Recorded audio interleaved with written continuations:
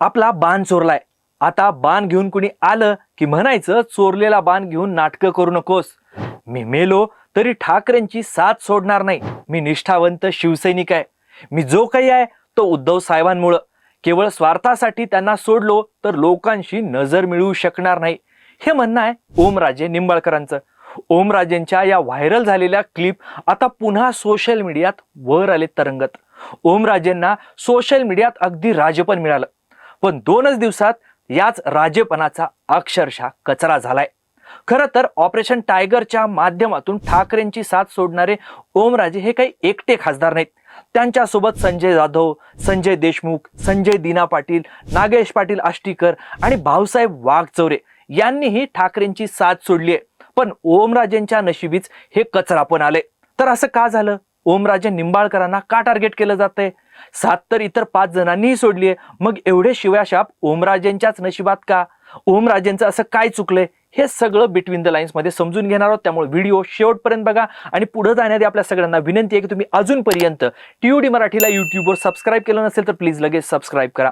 नमस्कार, मी सदानंद घ्याळ, तुम्ही बघताय टीओडी मराठी. ओमराजेंना टार्गेट का केलं जाते हे समजून घेण्यासाठी आपल्याला आधी ओमराजे कोण आहेत, ते राजकारणात कसे आले, त्यांचा राजकीय प्रवास कसा झाला, हे सगळं समजून घ्यावं लागणार आहे. आणि त्यामुळेच आपण सुरुवातीलाच ओमराजे निंबाळकर कोण आहेत ते समजून घेऊ. आपण ज्यांना ओमराजे निंबाळकर म्हणून ओळखतो त्या ओमराजेंचं कागदोपत्री खरं नाव हे ओमप्रकाश पवन राजे निंबाळकर आहे. जसं ओमप्रकाशचं ओमराजे झालं तसंच त्यांचे वडीलही पवनराजे म्हणून ओळखले जायचे. धाराशिवचे मातब्बर नेते माजी गृहमंत्री डॉक्टर पद्मसिंह पाटील हे पवनराजेंचे चुलत बंधू. पवनराजे हे स्थानिक राजकारणात डॉक्टर पाटलांचे डावे उजवे हात म्हणून ओळखले जायचे. पण याच 2 भावांमध्ये पुढे दुरावा निर्माण झाला आणि पवनराजेंनी काँग्रेस सोबत आपलं राजकारण सुरू केलं. 2006 मध्ये मुंबई जवळच्या कळंबोली इथं पवनराजेंची गोळ्या घालून हत्या झाली. आता 20 वर्षांनी 20 जूनला या केसचा निकाल लागणार आहे. भाजपा आमदार राणा जगजितसिंह पाटील यांचे वडील असलेल्या डॉक्टर पद्मसिंह पाटलांवरच पवनराजेंच्या खुनाचा मुख्य आरोप आहे. वडिलांच्या अकाली जाण्यामुळं शिक्षण अर्धवट सोडून वयाच्या अवघ्या 22व्या वर्षी ओमराजे राजकारणात आले. का आले राजकारणात? ज्यांनी वडिलांना संपवलं त्यांचं राजकारण आपण संपवणार असं म्हणत ओमराजे राजकारणात आले. त्यासाठी त्यांनी वडिलांच्या पक्षाची साथ सोडत ठाकरेंच्या शिवसेनेत प्रवेश केला. अत्यंत भावनिक स्टोरी असलेले ओमराजे त्यांच्या नैतिक स्टँडमुळे लवकरच पॉप्युलर झाले. त्यातच सोशल मीडियात त्यांचा हा नैतिक स्टँड खूपच व्हायरल होऊ लागला. या व्हिडिओच्या सुरुवातीला त्यांची जी काही विधानं तुम्ही ऐकली ती त्यांचा नैतिक स्टँड क्लिअर करणारीच आहेत. याच स्टँडच्या जोरावर त्यांनी 2009 मध्ये मातब्बर राणा जगजितसिंह पाटलांचा दारुण पराभव केला होता. याकडे पवनराजेंच्या हत्येचा बदला म्हणून बघितलं गेलं. नंतर 2019 मध्ये याच ओमराजेंनी लोकसभा निवडणुकीत राणा पाटलांना हरवलं. ओमराजेंच्या पॉलिटिकल करिअरमध्ये 2022 हे वर्ष टर्निंग पॉइंट ठरलं. त्या वर्षी एकनाथ शिंदेंनी ठाकरेंविरोधात बंड केलं तेव्हा भले भले म्हणणारे लोक ठाकरेंची साथ सोडून शिंदेंसोबत गेले. पण ओमराजे मात्र ठाकरेंसोबतच राहिले. ठाकरेंसोबत राहणारे मराठवाड्यातले ते एकमेव खासदार होते. त्यामुळे तर ओमराजेंच्या या नैतिक स्टँडला आणखी बळ मिळालं. नैतिकतेसोबतच वचननिष्ठ निष्ठावान माणूस म्हणूनही त्यांची इमेज तयार झाली. ठाकरेंसाठी संकटमोचक, एक सच्चा शिलेदार अशी त्यांची नवी ही ओळख निर्माण झाली. ज्यासाठी लोक लाखो रुपये खर्च करतात, करोडो रुपये खर्च करतात. ती ओळख ओमराजे निंबाळकरांना आपोआप मिळाली, ती सोशल मीडियामुळं आणि त्यांनी घेतलेल्या नैतिक स्टँडमुळं. आणि याच सगळ्याच्या पार्श्वभूमीवर त्यांना राज्यभरामधून डिमांड सुरू झाली. राज्यभर त्यांचे दौरे सुरू झाले. सगळीकडून त्यांना सभांसाठी, भाषणांसाठी मागण्या येऊ लागल्या. स्वतःचं अस्तित्व राखण्यासाठी चाचपडत असलेल्या ठाकरेंसाठी ओमराजेंनी सभा गाजवल्या. उद्धव ठाकरे, आदित्य ठाकरे यांच्या पाठोपाठ ओमराजेंच्या सभांना सर्वाधिक मागणी येऊ लागली. 2024च्या निवडणुकीत तर ओमराजेंनी राणा पाटलांच्या पत्नी अर्चना पाटील यांचाही मानहानिकारक पराभव केला. धाराशिव मतदारसंघातून धाराशिवकरांनी त्यांना तब्बल 3,16,000 मतांचं लीड दिलं. देशातलं 2ऱ्या क्रमांकाचं हे मताधिक्य होतं. विशेष म्हणजे पंतप्रधान नरेंद्र मोदींच्या जाहीर सभेनंतरही धाराशिवकरांनी ओमराजेंच्या पारड्यात हा मतांचा जोगवा टाकलेला होता. सत्तेविरोधात भूमिका घेतल्यानंतरही धाराशिवच्या लोकांनी मतदारांनी ओमराजेंना अक्षरशः डोक्यावर घेतलं होतं.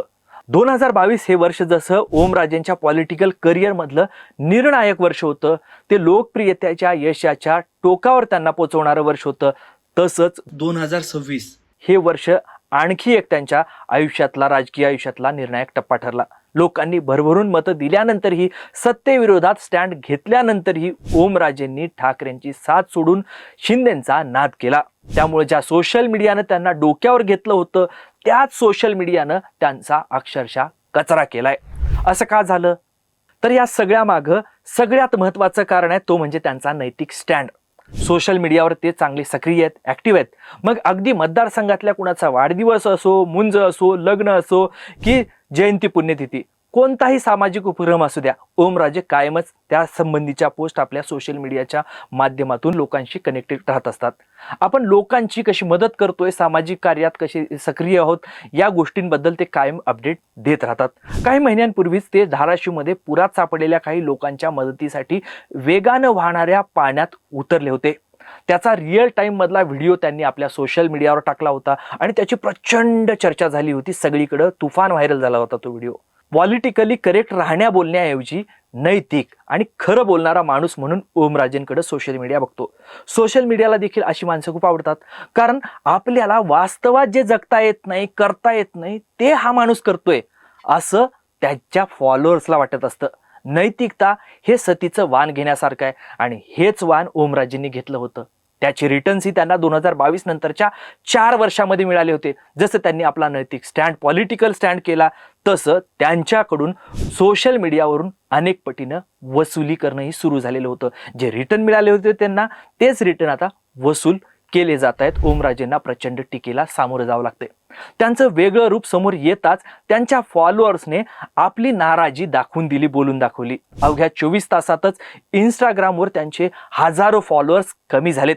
इतकंच नाही तर त्यांनी साधी राजमाता जिजाऊ यांच्या अभिवादनाची पोस्ट टाकली होती, तेव्हा कमेंटमध्ये लोकांनी टीकेचा भडीमार केला आणि आपलंच नाणं खोटं निघालं, गद्दारी करू नका, कुणामुळे मोठे झालात हे विसरू नका, अशा आशयाच्या कमेंट्सचा पाऊस पडला अक्षरशः. सोशल मीडियावरचा उद्रेक हा राज्यभरातला विषय. तर दुसरं कारण आहे या सगळ्या मागचं, टीकेमागचं, ते लोकल स्वरूपाचं आहे. शिंदेंनी बंड केल्यानंतर धाराशिवमध्ये ओमराजे आणि कैलास पाटील ही 2 नावं वगळली तर ठाकरेंकडे काहीच शिल्लक नाही. पक्षाचं संघटनही शिंदेंनी सोबत नेलं, तरी लोकांनी ओमराजेंना प्रचंड लीडनं निवडून दिलं. लाडक्या बहिणीच्या लाटेतही कैलास पाटील पुन्हा आमदार झाले. उमरगा मतदारसंघातून तर प्रवीण स्वामी या साध्या शिक्षकालाही मतदारांनी मशाल चिन्हावर आमदार केलं. इतकं प्रेम दिल्यानंतरही, आमदार खासदार केल्यानंतर ओमराजेंनी शिंदेंची कास का धरली, हा संताप आपल्याला या सगळ्या टीकेतून समोर येताना, मतदारसंघातल्या लोकांमधून समोर येताना दिसतोय. जे लोक ओमराजेंना आपला हिरो मानत होते, त्यांनीच ओमराजेंचे पोस्टर्स जाळायला सुरुवात केली. ओमराजे शिंदे गटात गेले तर आम्ही त्यांच्या तोंडाला काळं फासू, अशा प्रतिक्रिया आता मतदारांमधून उमटताना दिसत आहेत. आणि तिसरं कारण आहे ते म्हणजे स्थानिक निवडणुकीचा रिझल्ट. काही महिन्यांपूर्वी झालेल्या स्थानिक स्वराज्य संस्थांच्या निवडणुकीमध्ये ओमराजेंना फारसं यश मिळालं नाही. म्हणजे ठाकरेंच्या शिवसेनेला ओमराजेंच्या नेतृत्वामध्ये लोकसभेतला करिश्मा दिसला नाही, त्यामुळं कार्यकर्त्यांचं संघटन कमी होतंय अशी एक चर्चा त्यांच्या आजूबाजूच्या लोकांमध्ये सुरू झाली. आणि कार्यकर्ताच नसेल तर नेता कसा टिकणार, असे प्रश्न देखील विचारले जाऊ लागले. याच चर्चेतून ओमराजेंनी आपला नैतिक स्टँड सोडत सत्तेत राहण्याचा पॉलिटिकली करेक्ट स्टँड घेतला. थोडक्यात काय तर ओमराजे त्यांनीच घेतलेल्या प्रचंड नैतिक स्टँडमुळे अडचणीत आलेत. त्यामुळेच त्यांच्या एकट्यावर इतकी टीका होते. वडिलांच्या हत्येनंतरही ओमराजेंनी हाच स्टँड घेत मातब्बर पद्मसिंह पाटलांच्या राजकीय अस्तित्वाला आव्हान दिलं होतं. पाटील फॅमिलीला राजकीय दृष्ट्या संकटात टाकलं होतं. त्यातूनच राणा पाटलांना भाजपमध्ये जावं लागलं. आता काही जण पवनराजेंच्या खून खटल्याचा निकाल बाजूला लागावा म्हणूनही ओमराजेंनी हा युटर्न घेतल्याचा दावा करतायत. संजय राऊतांनीही तसं वक्तव्य केलंय. पण तुम्हाला काय वाटतं, ओमराजेंनी घेतलेला नैतिक स्टँडच खरा होता की त्यांचं हे राजकीय वागणं खरं आहे? ओमराजे पुन्हा निवडून येतील का? कमेंट करून तुमची मतं नक्की सांगा. हे माहितीपूर्ण विश्लेषण तुम्हाला आवडलं असेल तर व्हिडिओला लगेच लाईक करा, व्हिडिओ मित्रमंडळींना शेअर करा आणि अशाच बिटवीन द लाईन्स विश्लेषणासाठी TOD मराठीला यूट्यूबवर सबस्क्राईब करायला विसरू नका. सोशल मीडियावर फॉलो करा. हा व्हिडिओ शेवटपर्यंत बघितल्याबद्दल आपल्या सगळ्यांचे खूप खूप धन्यवाद.